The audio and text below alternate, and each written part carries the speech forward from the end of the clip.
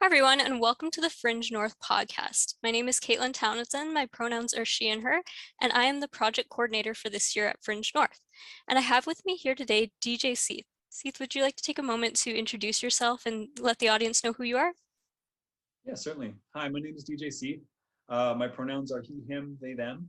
I am a resident of Bawatin First Nation, and commonly known as Sault Ste. Marie. I've lived here most of my life, and myself, I'm just a musician, producer, hip hop producer, I guess you could say, collector of records and DJ, first and foremost. And yeah, that's the basis of me. So. Well, it's great to have you here today. Thank you so much for taking the time to come on. So I know you were a part of the festival this past August, and I'm wondering what your experience with that was like. And I believe it was your first time being involved with Fringe North. Is that correct? Yeah, actually, that was my first Fringe North performance. I did a collaborative performance with the MC and artist Konica, who we've worked together for years and years now. And so we were really excited to kind of put something together for Fringe last year. The experience was actually pretty good experience. I enjoyed it. I got a lot of really good feedback about the submission that we did. The submission was just a short song that we had kind of put together over the course of a couple of weeks after we had learned that Fringe North was going digital. Mm-hmm. So we put together a little performance, kind of worked on it collaboratively in the weeks leading up to the day that we got together to do filming. And then we did the last collaboration right before we filmed. And then basically just turned the cameras on and went to it and took a few takes and picked the best one. And yeah, it was a really great experience. It's always fun working with Konica because she is just, she's an absolute treat to work with. She's just, it's like a little sister, you know? That's awesome. Yeah. Yeah. And what was that experience like in terms of having never actually participated in the Fringe before, going through like the application process and deciding what was going to get submitted? What was that like for you? It was pretty straightforward. Like, working with her on it, we kind of had discussion about what we wanted to have our submission look like beforehand. And we were pretty quick about, sorry about that. We were pretty quick about coming up with the idea of just, doing a single song and making it into a live performance, with a multi-camera angle. And then as far as the submission process, it was pretty straightforward. I kind of sat down with her one day and over the internet, we just went through the questions and, if there was anything that I didn't already know the answer to, I would ask her and she would, fill in like, okay, well, maybe we can put this for the answer for this and so on and so forth. And then, yeah, we just submitted it. We got back from Fringe. They said, yeah, you're in. And then that's when we started at it. So, yeah. Yeah, it was so great to have you as part of the festival this year. I really enjoyed your piece and like just the depth of the song too was something that I really liked. So it was great. Mm-hmm. So what kind of got you into music and how did you get to like, what was your process of becoming a DJ like? Like I don't know what steps you take to head towards that. So. Well, I guess you kind of have to well, for me anyway, I guess the way it started for me was as a kid, I was always interested in I don't know, like hip hop music and like kind of the, like when I was younger, I mean, I'll be honest, it was the poppier side of hip hop. I was listening to like Criss Cross and Sir Mix-a-Lot, these guys that were just like, they were on the radio in my town, right? And like I'd hear these songs and then you'd hear this like scratching noise happening and it was just like the moving back and forth of a record and like as a kid, it's something about that captivated me, like taking because when I was really young and I was at my grandmother's house or I was at like my aunt's house or something like that and they put a record on, it was always don't touch the record, like that you can ruin the record. It's a very fragile thing. It was always introduced to me as a very fragile thing. And then to see these artists come out in the late 80s and early 90s and doing this like very non-fragile like art form with these otherwise fragile discs as they were understood in my head, and just not just that, but like also doing body tricks and like making all these crazy sounds come out of these records and stuff that weren't supposed to happen. It was just like so amazing to me. So I got into it, and then it was like the late 90s. I actually discovered that there was a radio station in Sault Ste. Marie, Michigan. Actually, it was the university radio station, WLSO. Sadly, they're no longer around anymore. But at the time, they were broadcasting from across the river from Sault Ste. Marie, Ontario to like they were coming from Sault, Michigan, but we could get their station in Ontario. And there were these guys that got onto the radio. They were once a week, and it was really hard to tune in because it was a very weak signal. But we'd tune the radio, we'd try to get it caught in, and these guys would play nothing but hip hop for 2 hours, and they would actually like scratch records right live on the radio. And this was right at the height of like the turntablism movement, which was like late 90s, early 2000s, when it got really, really big and kind of came into its own as an art form kind of thing. And these guys were on the forefront of all that. It was two people who I call dear friends to this day, actually, Mark and Lamb. Their show was called The Underground Railroad. And I had so many cassette tapes recorded off of their show every week. Just the different songs and stuff. I would like have my cassette deck on pause and wait for like a certain song to come on, and then I would unpause it and record and like make my little tapes out of like their shows and everything like that. And I would call into their show and ask, hey, what was that song you played? And it was kind of like a way of discovering music pre-internet, for us dinosaurs that were like, trying to find music before the internet existed. We had our ways, but yeah, that was kind of one of the big things that got me into it, was that radio show. That was really the push that I needed to really feel like, you know what, there's something real to this, like for it to be happening in my own backyard. It's like, okay, it's not this thing that's off in like California or New York or Boston or wherever. It's right here. And I'm like, okay, this is real then, So yeah, I went for it. And yeah. That's awesome. Yeah. So this might be a little bit of an ignorant question of having no idea like how DJing works, but in terms of for myself and for our viewers who may not be familiar with it, like how do you decide when, especially if you compare like pre-recorded content like what you submitted to Fringe versus like being live, how do you decide when to do those scratches and like when to like add your own flavor by doing that? Like what's your process like for coming to those conclusions? It's a lot of practice, number one, that's for sure. Definitely a lot of practice, but it's also kind of a lot of like putting your feet to the fire too. You go out and you play a show and you might think, okay, this is the perfect part to like do like something interesting, like a scratch or like a, backspin or like something that's going to extend it. And sometimes it pops off and people love it, and other times people are just like, they totally tune out and like, oh, that was terrible, but so, okay, back to the drawing board, you learn and you iterate as you go. And like my experience anyway was like, definitely going out into the world and seeing what vibrated the most, not only with just the people that were in the show, but with myself too. Because sometimes if I hear it and I don't like it, why would I think anybody else would, So yeah, it's just, trial and error and just knowing your records, just listening to them and understanding where the break points are in records. Like there's a concept in the DJ world called the break. And that's something as simple as just, maybe a song has 4 or 5 elements going at once, and then everything breaks down to just one element being the spotlight for like a bar or 2 bars or something like that.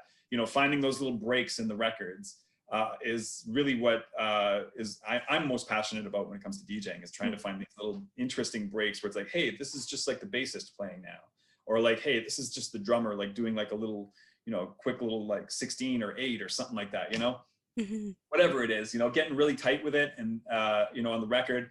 And then the challenge for me, of course, is finding 2 copies of that record to extend what they're doing and play it, back to back to back and have it like extend out to the most exciting part of that record, to like extend it out. So, yeah.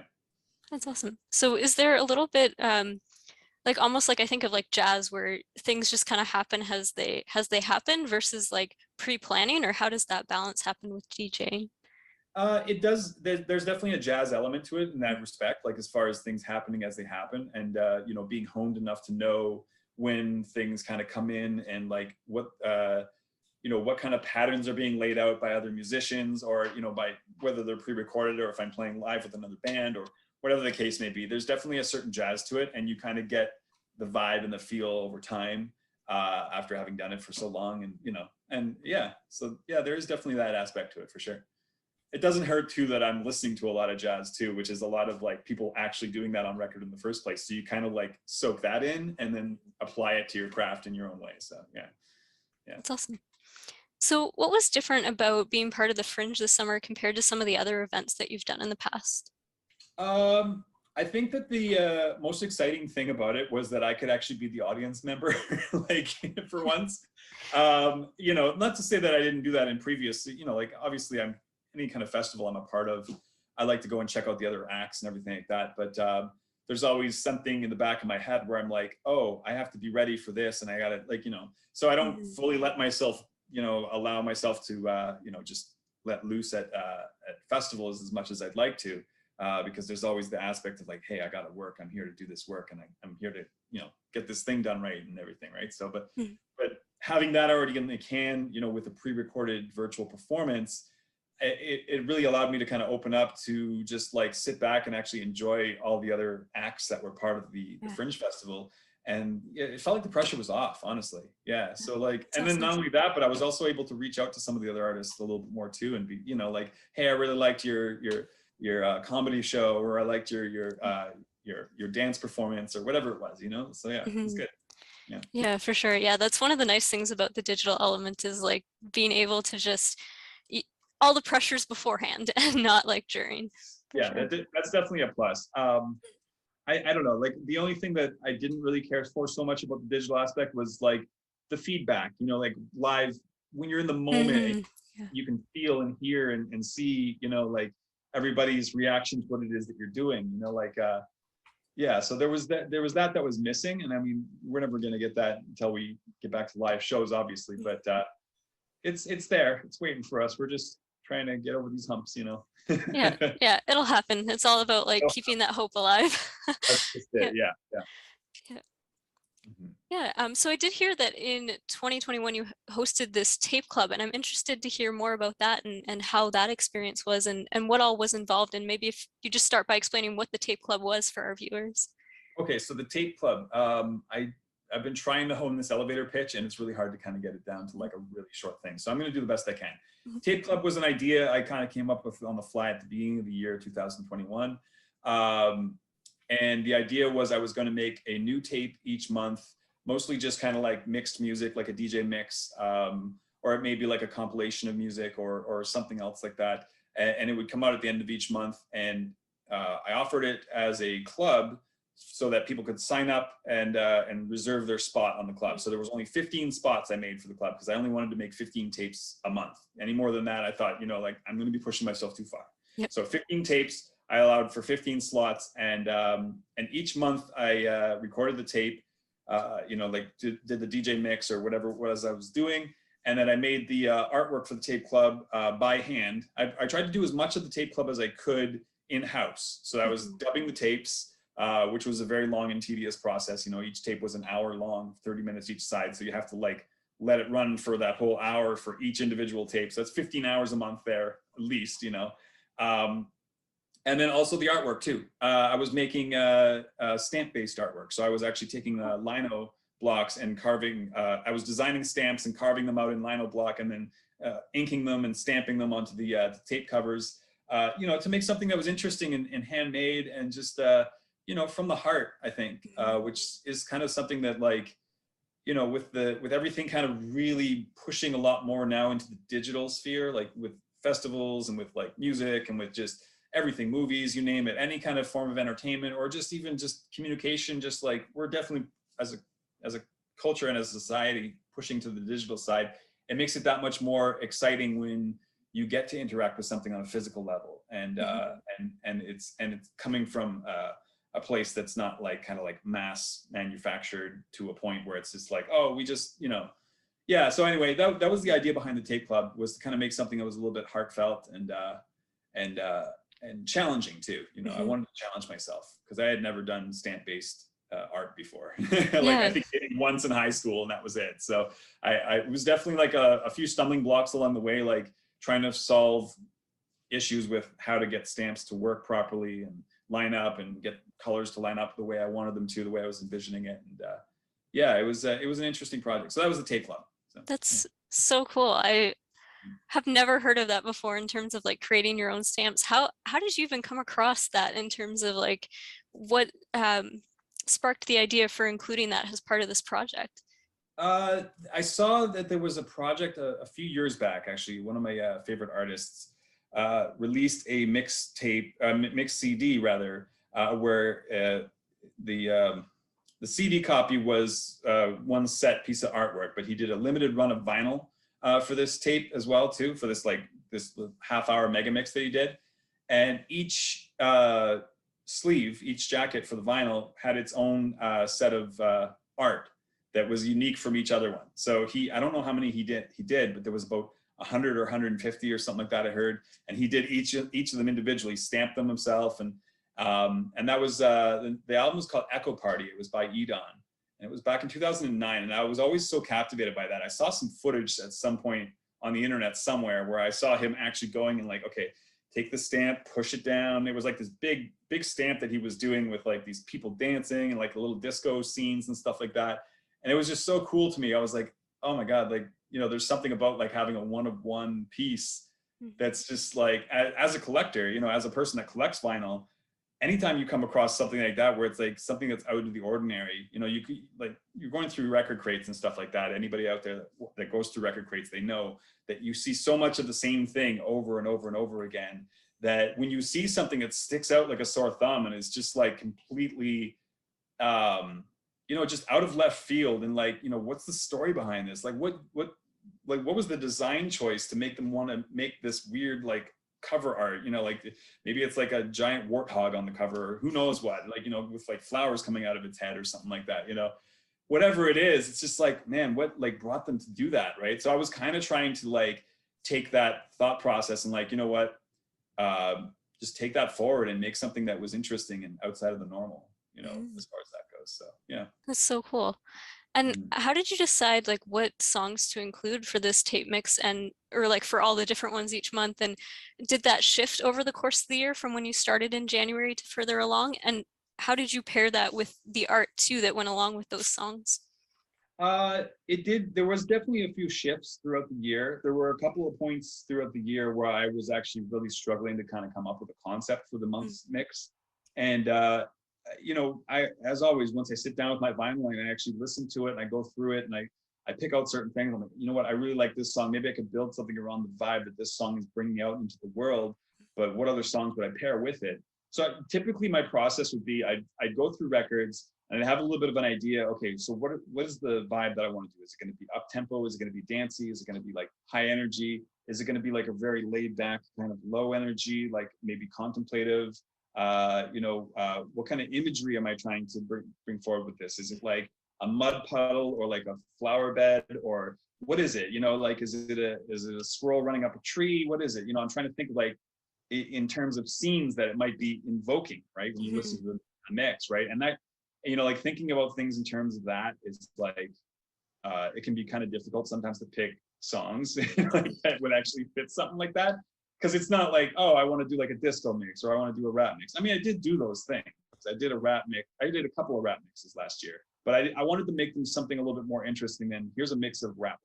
You know, like, I mean, the world that I come from, every DJ is doing that. You know, like there's always going to be somebody out there that's like, here's my my tech house mix, and here's my disco mix, and here's my reggae mix, and here's my whatever, like genres and stuff like that.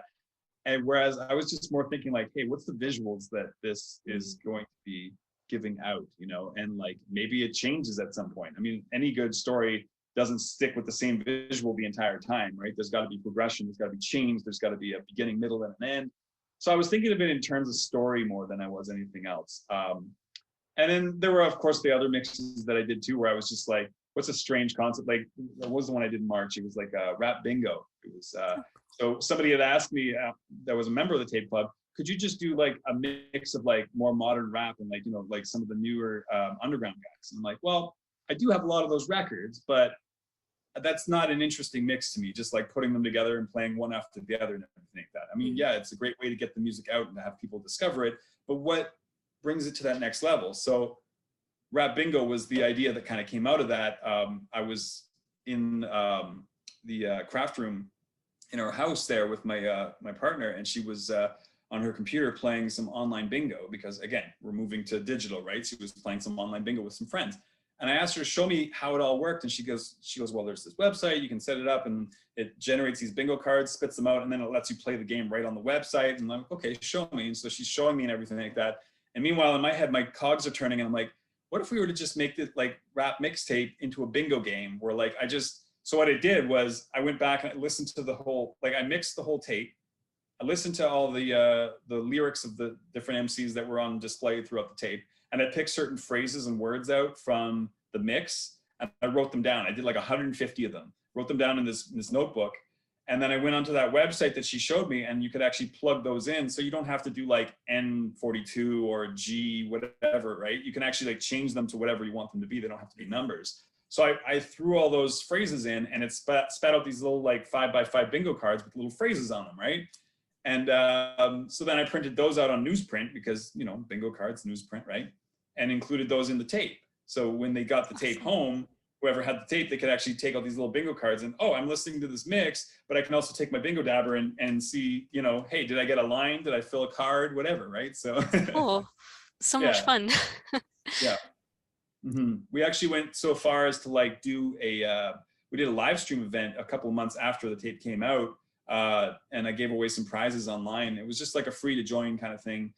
We had a few people from all over the country kind of join and play rap bingo, and I created a little visual for it too that would show like, here's the latest word that just got called in the bingo game as the tape played throughout the live stream. It would actually show the words, and then if they saw the word on the screen, they would stamp their bingo card. And yeah, it was lots of fun to program that. That was interesting. Mm-hmm. Yeah. Yeah, that's a really neat idea. And like, what a way to bring people together during this time and be able to connect. That's really fun. Yeah, something different, you know? Yeah. Yeah. Mm-hmm. Yeah. So as this tape club was like formed, how did you find members for it? And like, what was that process like? I just kind of put it out, like originally, like the thing is with the genesis of the tape club, it wasn't like this big, long thought out process. It was kind of like I stumbled into it.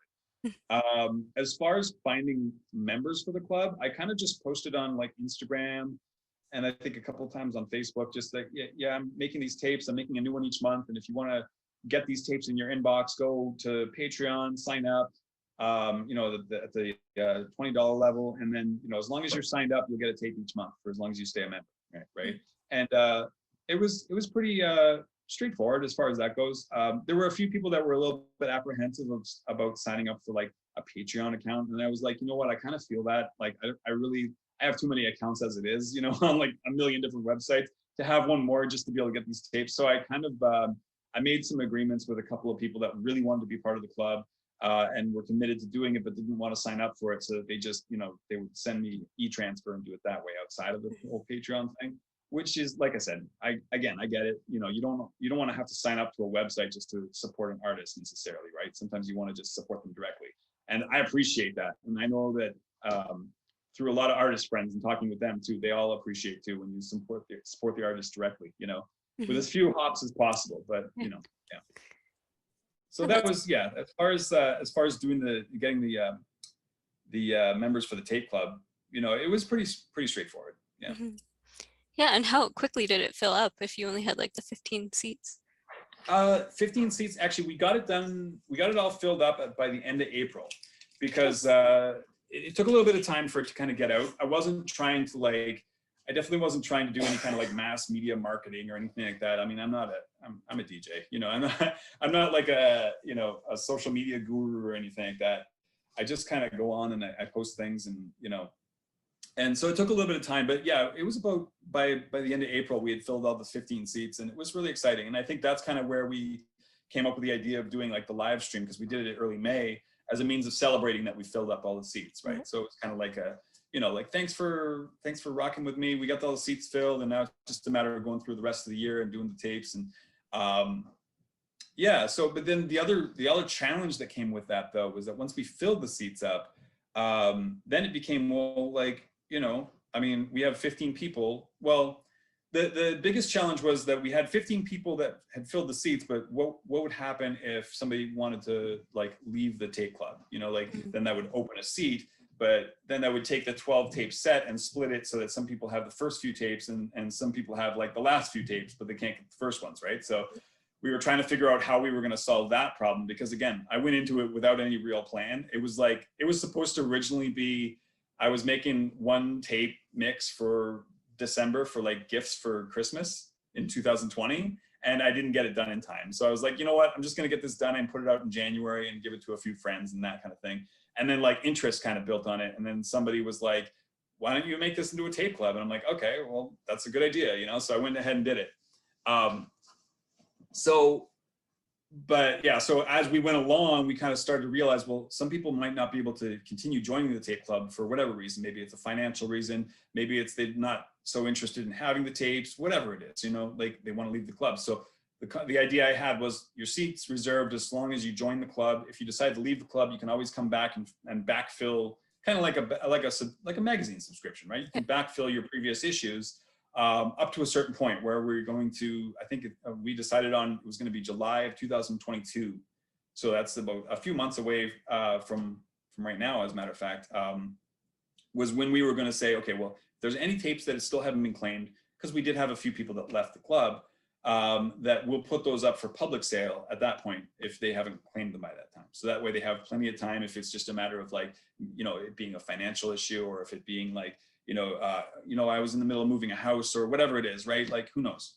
Everybody's got issues where they can't necessarily buy art and music. And I understand fully, because there's lots of times where like, I want to support my artist friends too, but I can't because of this, that, or the other thing, right? Sometimes you got to eat, sometimes you got to have lights on, that kind of stuff. So anyway, so that was the idea we kind of came up with that was we'd open it up, and then once the seats were filled, that was it. And then come July 2022, whatever doesn't get claimed, we'll put it up for public sale. So, and we've already had a few people come back and say, I'm interested in getting those tapes, so let me know when the extras get available, you know, so if there are any left, right? So yeah, so it's going to be interesting anyway come July. Yeah, that's awesome. Kind of like sharing the vibes. Yeah. Did you have a favorite month of like the year in terms of the project, or did anything like stand out at any point to you? I think that it's kind of hard to say, because it's like, I would say that like I had a lot of fun putting together the rap bingo tape, because there was a lot of like creative and logistical challenges to overcome with it.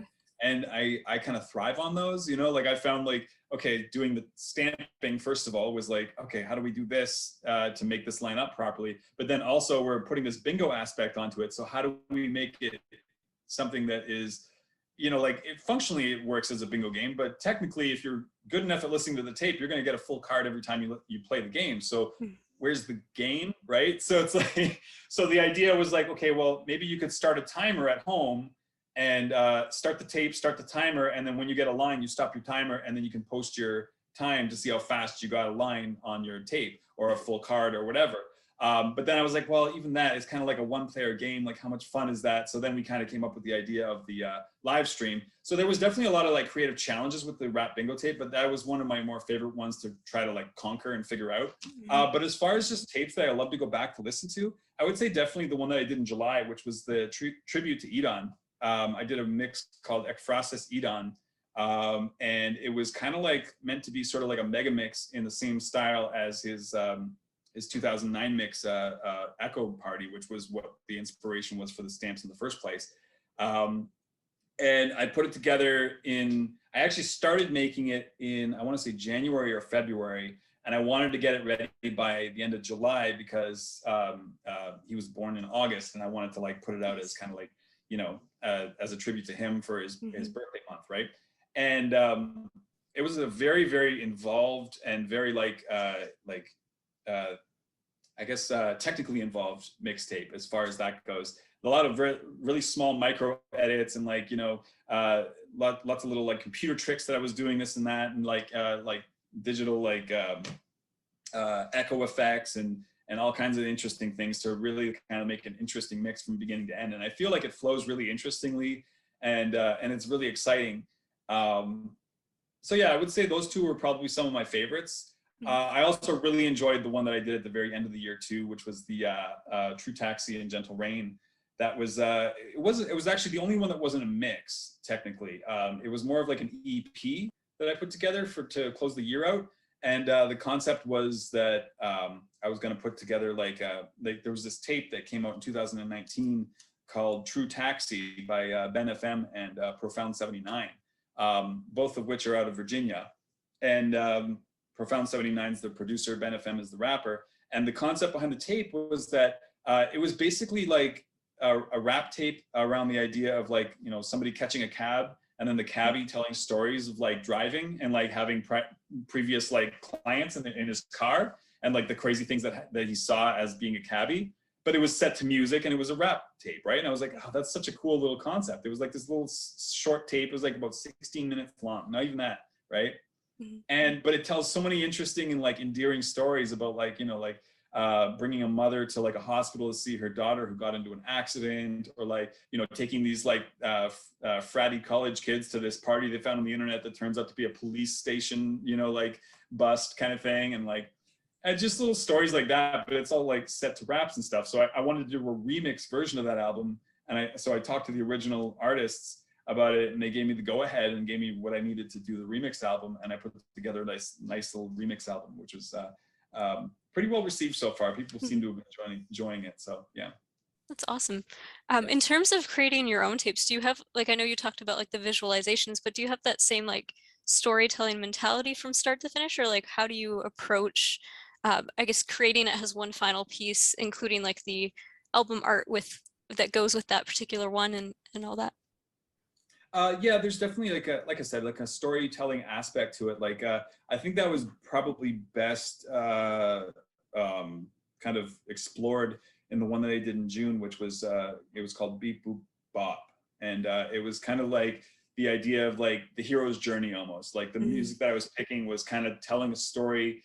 In some cases without any real vocals, right? Like, so it was very electronic sounding, but like in the sense of like, you know, bringing, you know, the hero's journey from the beginning, like leaving a very warm and loving place of comfort into like the unknown through maybe some sort of catalyst or something like that. And then like, you know, having to go through adversity and, you know, become stronger from it and conquer demons and then come back having changed kind of thing, sort of thing. So yeah, and so, but the thing is with like the music, obviously there's only so much I can do with it, because if I'm playing records, they're already recorded, right? So it's really about selection about it.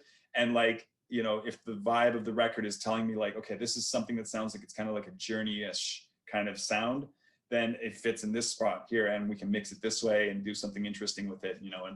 And yeah, it like, you know, there's definitely that aspect to it and that thought process that's going into it in the background. I'm just hoping that it kind of comes forward into somebody's head and they hear it and they're like, yeah, there's definitely a story here. I'm not quite getting it fed to me necessarily like I would be like if I was reading a book or something, like the words in the book, but it's there and my mind can fill it in, you know, in sort of ways. So. Yeah, that's really cool. It really shifts our perspective on what short storytelling can be, right? Because like so many times we think of it as like the actual like authoring of a story, whereas when you're taking work that already exists and forming it into that like story narrative, it's like that, I guess, co-collaboration really with the artists that did the initial pieces in that. So. Yeah, for sure. Yeah. In most cases without their knowledge, you know, you know, so yeah. Yeah, for sure. And building off that previous work. So what was your favorite experience in terms of not like month or particular tape, but like overall, did you most enjoy piecing the songs together or like creating that cover art, or what piece of it really stood out to you? I think the part that I most enjoyed was actually doing the lino carving for each of the stamps and actually building those stamps themselves, because it was very much like handiwork, you know, like it was, I could sit down and like, once I had my design on the lino stamp, I would just, you know, like put a light down and so I could get good lighting on it and everything like that, and just like carve. And it was just so relaxing and just so, you know, like I could have like a tea and like throw some music on and headphones and just carve, you know, like, and in some cases, like, well, with the last tape that I did, it was a very, very intricate piece of artwork. Like it was like very, very small carving areas that I had to get in, very tiny like crevices and stuff to really get the lines to look right and everything, right? So it took a few days and it was actually kind of really enjoyable. I was like looking forward to doing more each day, but then at the same time I was like, you know what, no, I'm gonna leave some of this for tomorrow because I'm really enjoying the process. But if I finish it all at once, then I'm not gonna have the full-bodied enjoyment of it, right? Like kind of, you know what I mean? Like put some of it away, give it some time to breathe, come back to it, and you know, have a fresh mind, right? So it was really nice. Yeah. That's awesome. How did you find like material for doing that for anyone who's like interested in trying it out? Actually, I reached out. I had a little bit that I had picked up at an arts store a few years ago. It was like a little starter kit. It was like a speedball starter kit. And it came with one lino, like piece of lino, and then there was like a little wooden handle and a couple little bits that you kind of put into the handle that have different tips to them. There's like the little B tip that you can use for gouging, and then there's like a little U tip for like wider gouges and that kind of thing. And then there was I think there was a third. I don't remember what the third one was. It might have just been the two tips, but and you can start with that. But then I reached out to a few artist friends, and I had somebody reach back to me, and they said, you know, like I was doing stamp carving for quite a few years. I'm kind of out of it now. If you want my kits, you can have it. So they gave me a whole bunch of other like tips and stuff, and a better handle to work with, and a couple more pieces of lino. So then I just went online and I bought like a whole box of it off of Amazon. And you know, I had that I could draw from if I needed to do extra stamps and that kind of thing.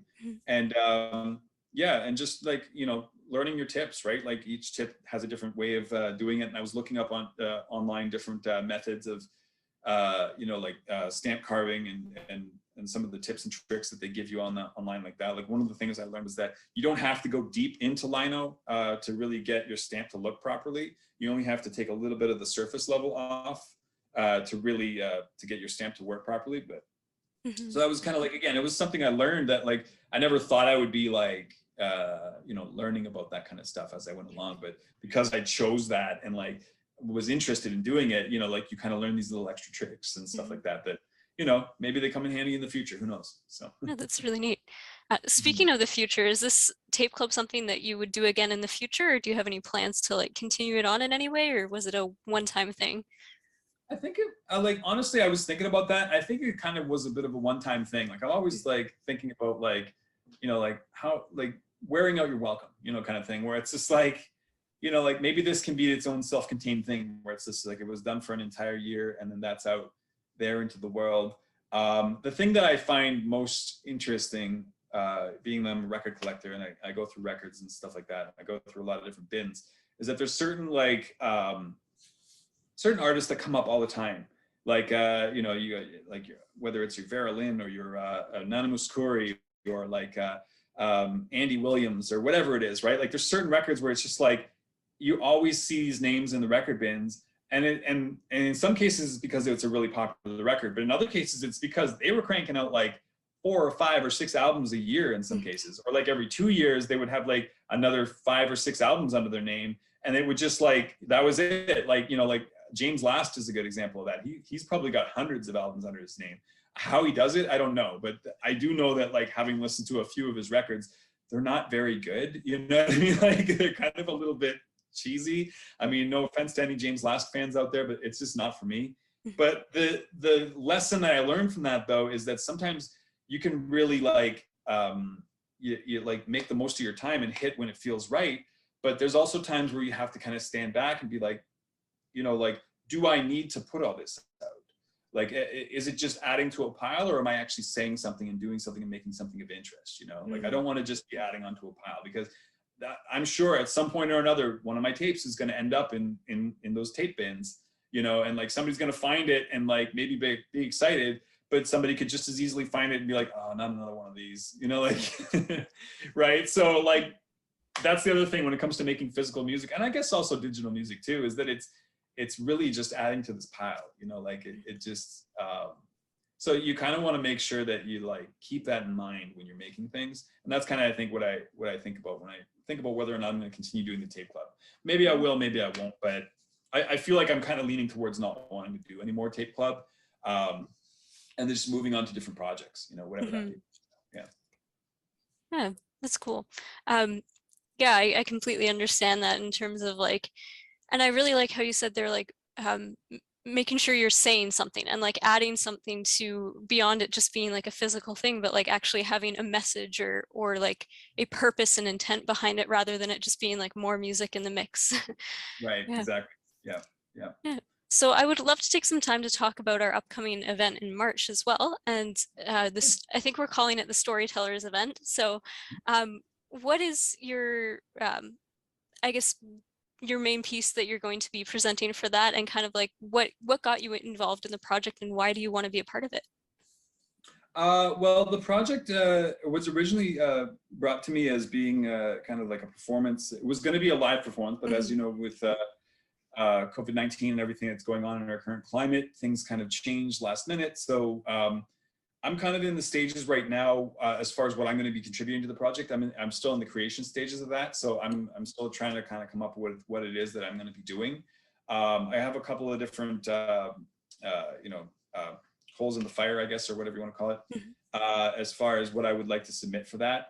But yeah, I think the interest that kind of drew me into it in the first place was, like just hearing about some of the other people that were involved too. Like I had heard that Conoco was going to be involved, and also my friend Mickey O'Brien was going to be involved as well too. So I thought that would be something really interesting. And also having been kind of like a member of the Urban Arts Collective in our Algoma district for so long too, like there's definitely a lot of stories to be told about like the kind of sort of, I guess you could say, unknown aspect of the music industry, or not music industry, but the music scene here. We definitely have a pretty vibrant and interesting rap scene, and like hip hop and even DJing and everything like that too. There's quite a few interesting DJs that are doing some really interesting things around town. It's just a matter of making sure that gets out to people, I think, and maybe just like telling that story and sharing some of that love and some of that knowledge and wisdom that we kind of get from doing the stuff that we do. So yeah. Yeah, for sure. In regards to like the Algoma region and having that like unique sphere here, what do you feel like are the most pertinent elements of like our Algoma story collectively, from your perspective, of course, because everyone's going to have different perspectives on that? I think definitely that there's, I know that there's a lot of resilience in our community, and yeah, I see that a lot in the travels that I make and in the conversations that I'm a part of, as a musician and as a DJ. There's definitely a lot of resilience, and there's a lot of a want for something, a want for change, and a want for like a betterment of life that we could potentially work towards as a community.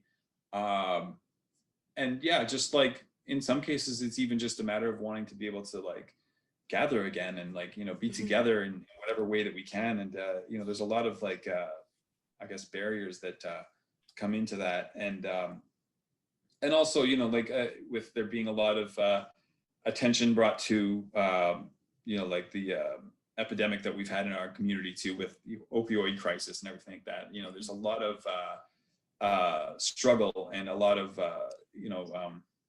what's the word? I guess, it can be very disheartening sometimes to see that kind of thing, and to have it happen to our family members and our friends and our loved ones. Yeah, but I think that there's definitely like an overwhelming sense of just wanting to kind of be able to overcome it and come towards something better. That's going to be just like more enlightening and more kind of I'm not sure what the word is. I'm kind of at a loss for words for that, but yeah. So from your perspective, what role does storytelling through art play in that healing process and that overcoming element of that? I think it kind of allows for a little bit more of an understanding and maybe like a dropping of a barrier, or maybe just like letting the curtain down a little bit to kind of understand that like we are kind of going through similar stories in a lot of different ways. And it can kind of help to really put into perspective, where people may be coming from, right? And what kind of hardships they may have come through, and when you listen to the music and you experience the art that is coming from people that are coming from a place of hurt, and from whether it's addiction or whatever it is, right? That there's always going to be something about that piece that. Well, maybe not always, but there often can be something about that piece where you just make a connection to something that's personal to your own life. Maybe it's a family member that's going through something similar, or like a friend, or whatever it may be, right? There's, you know, being able to tell that story and allowing for people to be able to have that space to tell that story is such a crucial part of making sure that we make those proper connections, that we can like then start to begin to better understand each other, and maybe eventually start to, you know, find ways to overcome the problems that we see in front of ourselves. So, you know. Mhm. Yeah. And how do you interpret like the process of storytelling to get like those messages out there?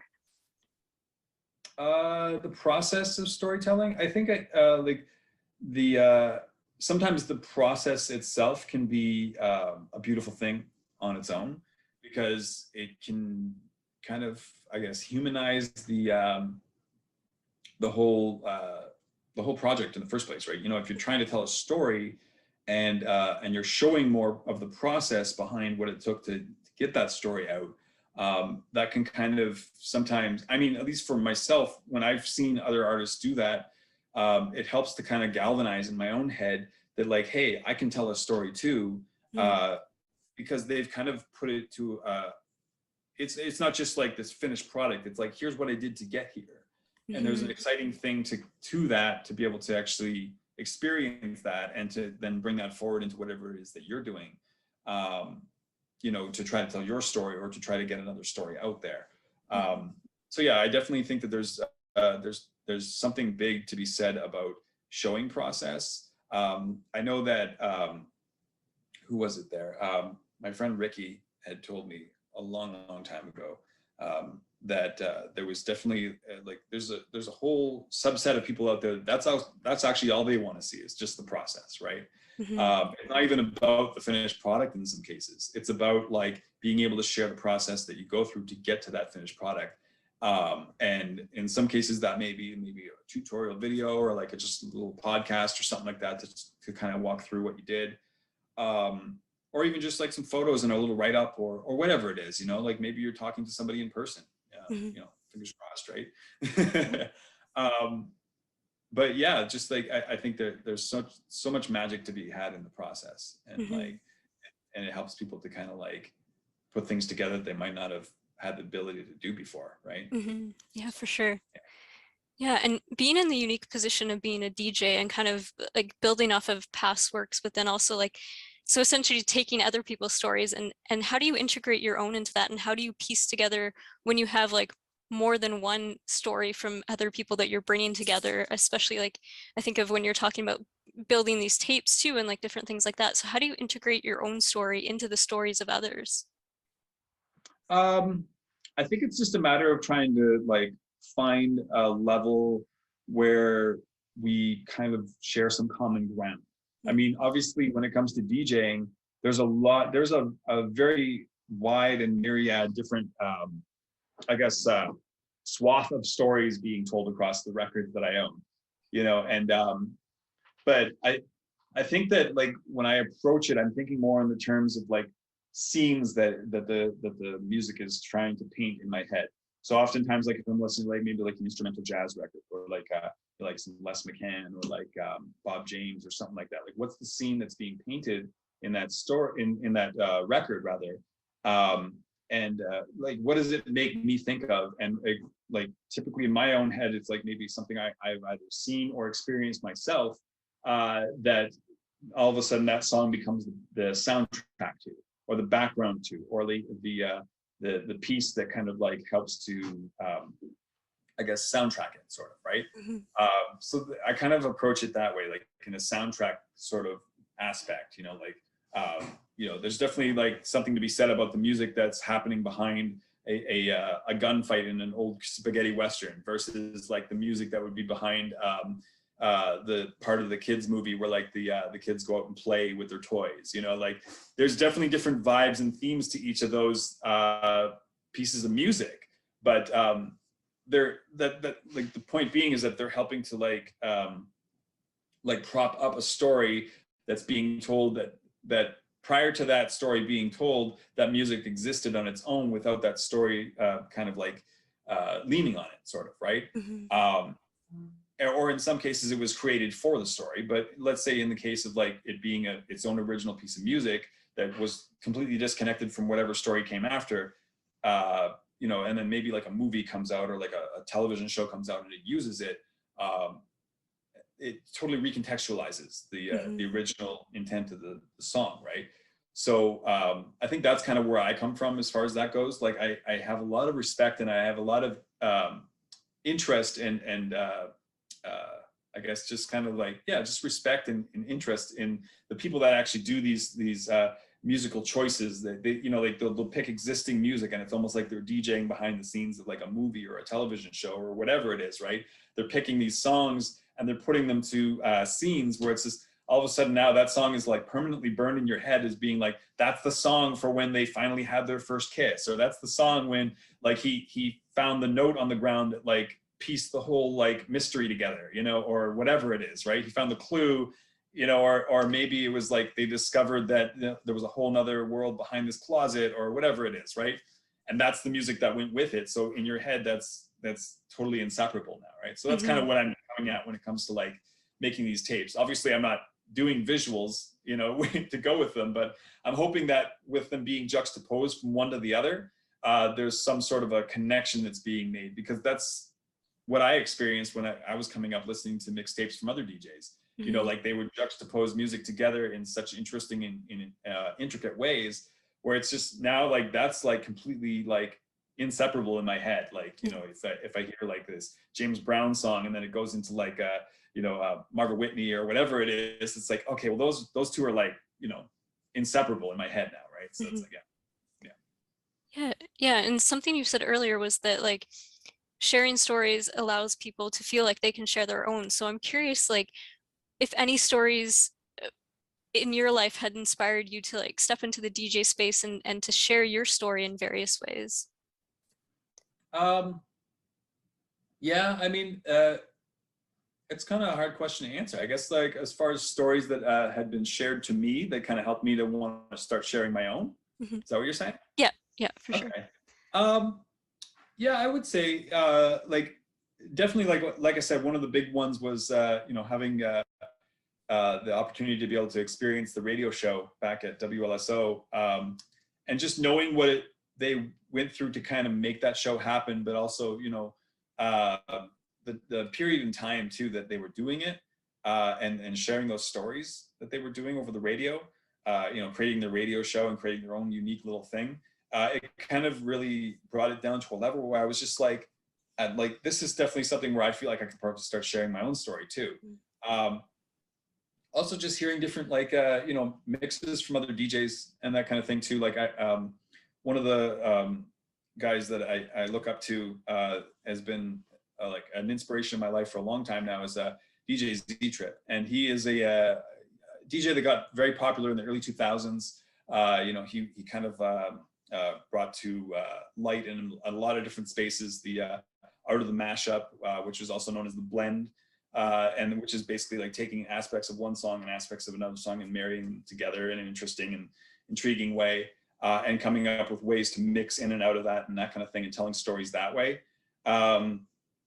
You know, and he got to the point where like he did the official mixtape for the inauguration of Barack Obama. You know what I mean? Like, so it's like, you know, to like go that far with it and tell stories that far with it, it's just it's wild to think about and to see and to think that like, hey, there's that possibility and that opportunity in the world of DJing to be able to do that kind of thing. So yeah.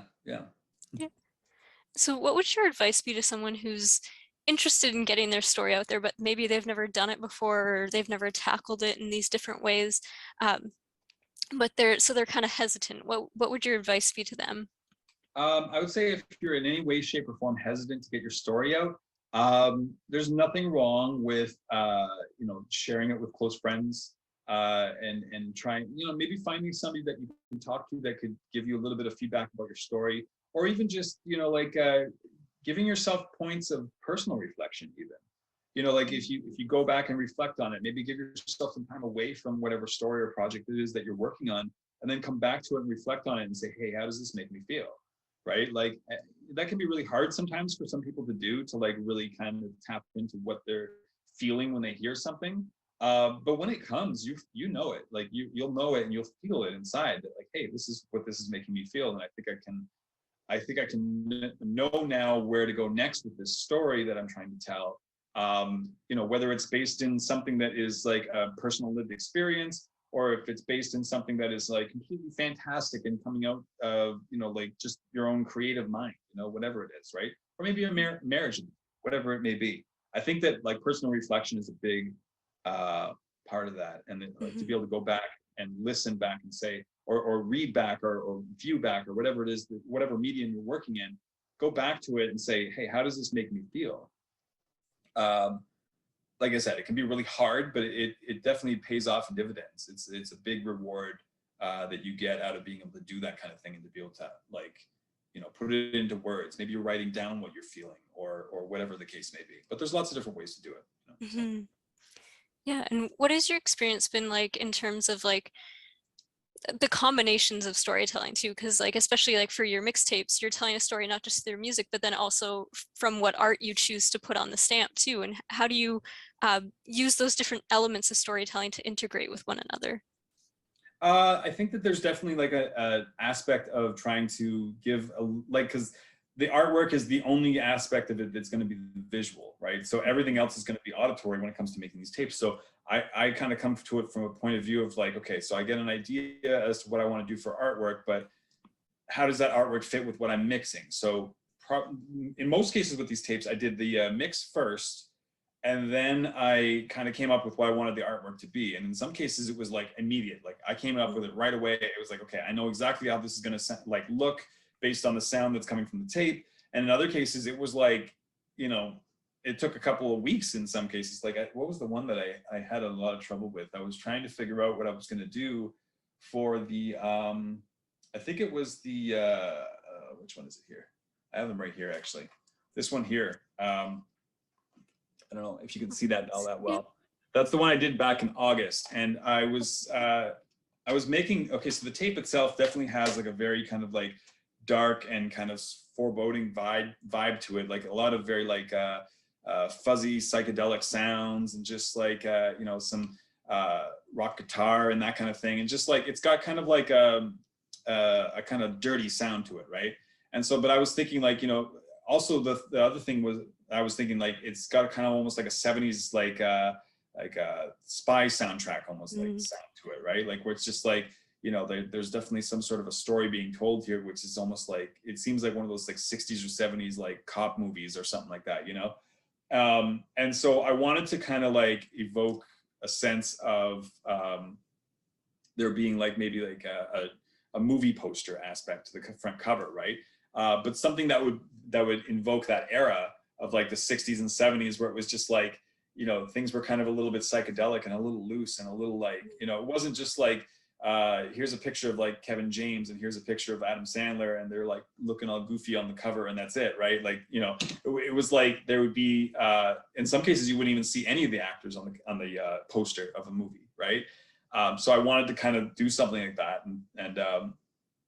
and it wasn't until I had already done the mix that like I kind of came around the idea of like, okay, what if I use like a blown up thumbprint and like I made this like this psychedelic looking eye in the center? Like I think that would just be like really freaky looking and like amazing, right? It's just like, it looks kind of like this hairy kind of beast, like that comes from another land or something. So that was the idea that I had behind that one anyway. So, but again, it wouldn't have come up if it wasn't for making the mix. And it took a while for it to come to that, where I was just like, I have a concept where I want it to be kind of like this circle and like a swirl of some sort, but like I don't want to just do like this really measured out kind of almost like a spirograph thing, because that just like, I mean, anybody can do a spirograph, right? I want to do something that's going to be like unique, right? So I use my own thumb, you know.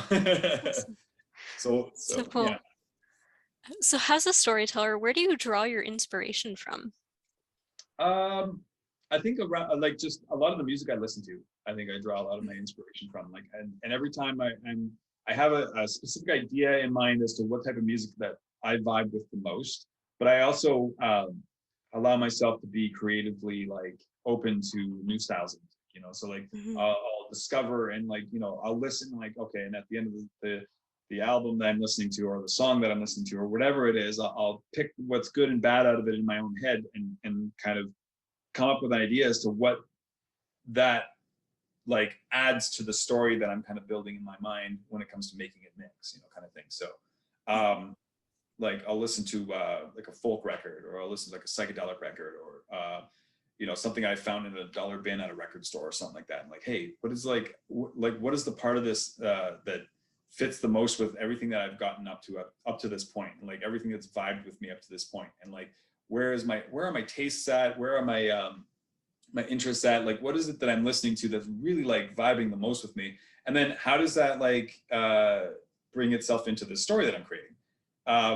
Sometimes I'll create a story with like characters in my head, and I'll come up with an idea like, okay, this character is very he's very much into the realm of like, you know, doing graffiti art, or like you know, like making crazy like international dishes or something like that, you know, like and like what's the soundtrack to that, and like how much of this album I'm listening to is like fitting with that soundtrack, right? Or like does that fit with this, does that fit with that, whatever. And I, you know, so that's kind of like another thing that I like to do sometimes when it comes to making stories. It's that. So it's really neat.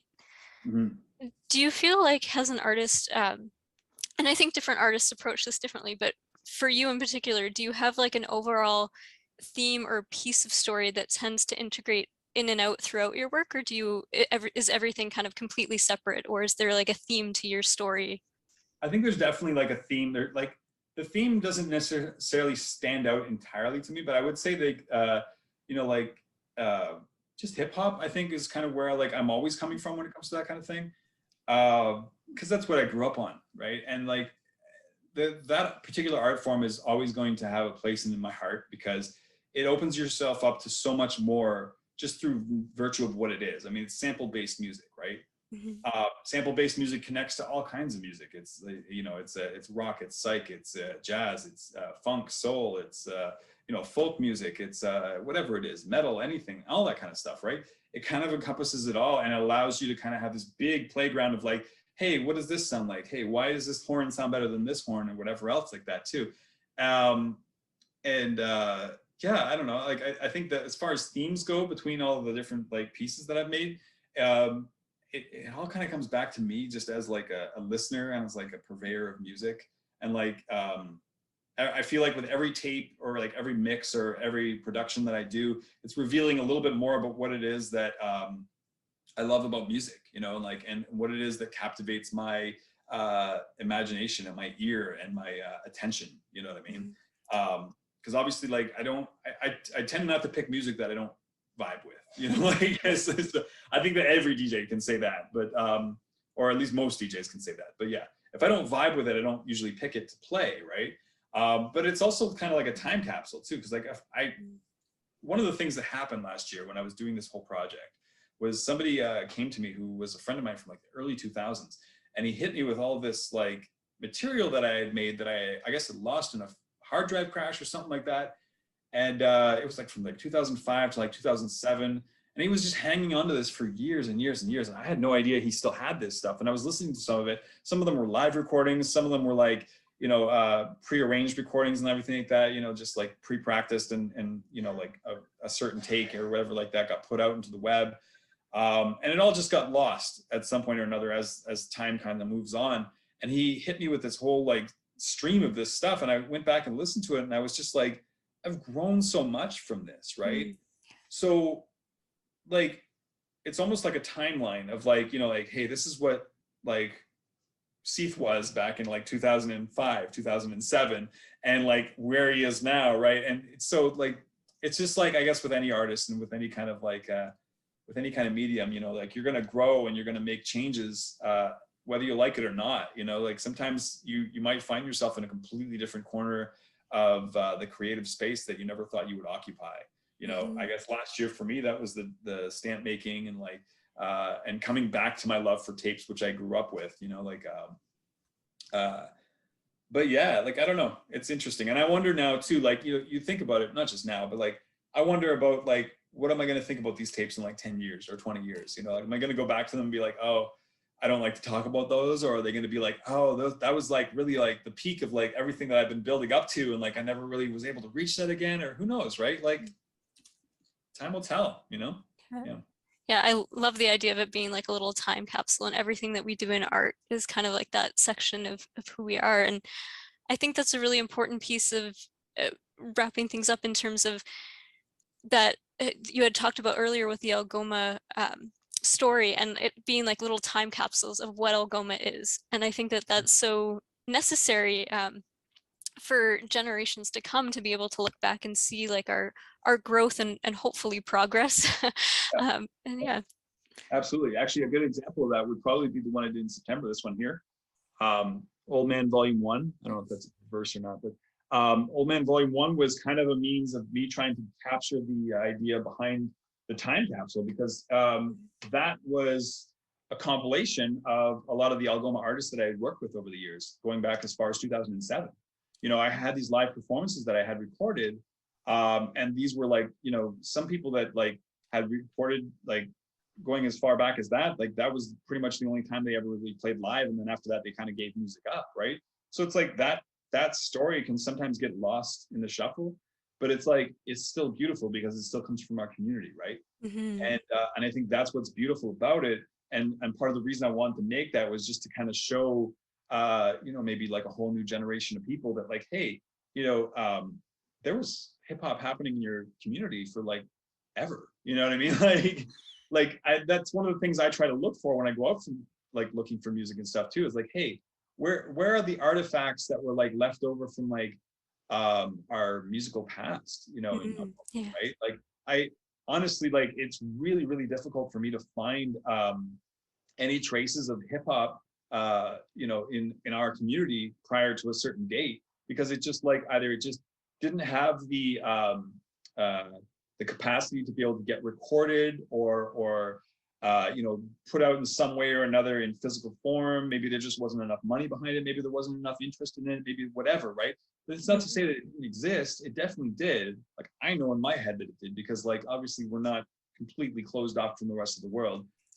Hip hop as an art form is like the most global, like huge, like it's the biggest, you know, music form that there is as far as like numbers and success and all that kind of stuff goes. So like to say that like there's a community that just never got exposed to it and never decided, hey, I'm going to pick up a mic and try that, is like you're lying to me, right? Like right, you're absolutely lying to me. So it's like that's kind of one of the things I look for too. And the reasoning behind why I wanted to make that one was to try to like put something out there in whatever limited capacity it may be, so that maybe somebody in like 20 years it's like, oh no, like nobody ever did hip hop in Algoma. It's like, nope, found this tape, there's your proof right there, you know? Yeah, for sure. Yeah, yeah, Yeah, I'm curious with that idea of like making sure things don't get lost in the shuffle, I think is how you worded it. Like, yeah. what can we do as artist supporters to ensure that that happens less frequently? Or do you have any ideas in terms of like a collective community, what we can do to be contributing to artists' voices and artists' stories that are around?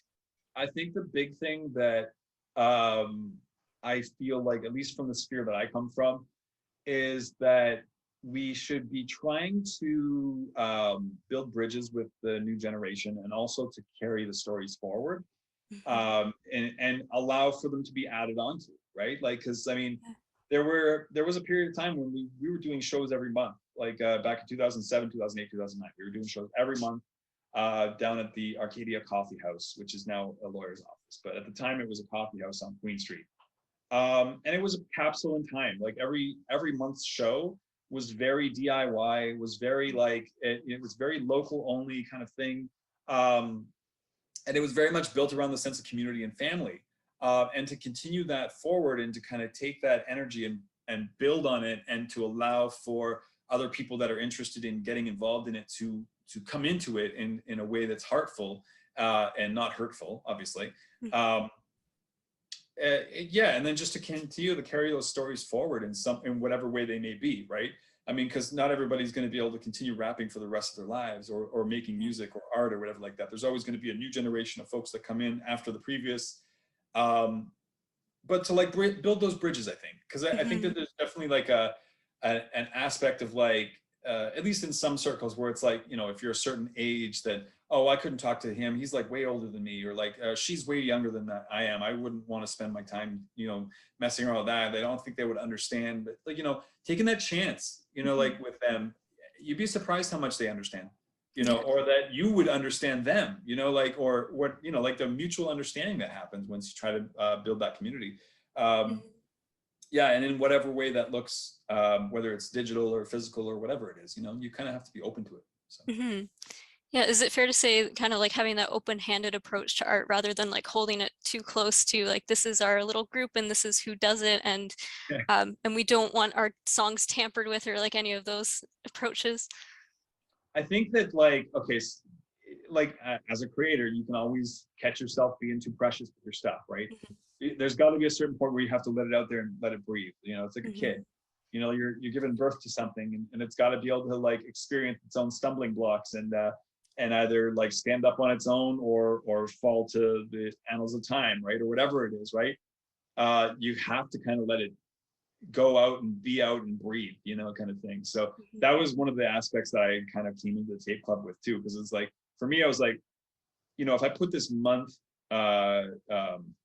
kind of time constraint on like making these tapes and stuff like that, and obviously there was some overlap because there was some more involved work that I needed to do for certain ones beyond, you know, aside from other ones where it was just like, okay, record the mix, make the artwork, and it's out kind of thing, was that when the end of that month comes, for me anyway, as far as the tape club goes, like I'm holding myself to my own standard, and I'm saying it, like, you know, there may be a couple little like mistakes or nicks or like cuts or anything like that on this kind of thing as it goes out, but it doesn't matter. I'm not going to be precious with it. I'm going to put it out, and it's going to go out, and either people are going to love it, they're going to hate it, whatever. I may hate it, but whatever. And once it's out, it doesn't matter whether I hate it or not, you know. It's like, right? So that's just it, right? You just put it out, and it's out there, and you allow it to kind of live its own sort of life, I guess. So, yeah, that's awesome. Well, I am noticing the time, so did you have any other final thoughts that you wanted to add before we close off today? I'm really excited to be a part of the storytelling event that's happening with the Fringe Festival. I like what the Fringe Festival is doing as far as kind of like allowing for these digital gatherings to happen, and you know, to allow for art to kind of reach out to more people. Yeah, I like what you guys are doing. It's really good. I'm really excited to be a part of it. Yeah, I don't know, look for something new in 2022. I'm not quite sure what it's going to be yet, but I think I'm at a point right now where I'm just like, you know what, I kind of want to rest and give myself a little bit of time to reflect on everything I've done in the past year and see what kind of like naturally comes next. You know, I'm in no rush necessarily anymore. Yeah, for sure. Yeah, I think that's a great approach, and not getting tied up in something too quickly that then you decide like, oh, maybe this wasn't actually what should have been the next step. But yeah, thank you so much for coming on today, and to our viewers, thank you for watching. Merci, miigwech, gracias, and we will see you all on the next episode.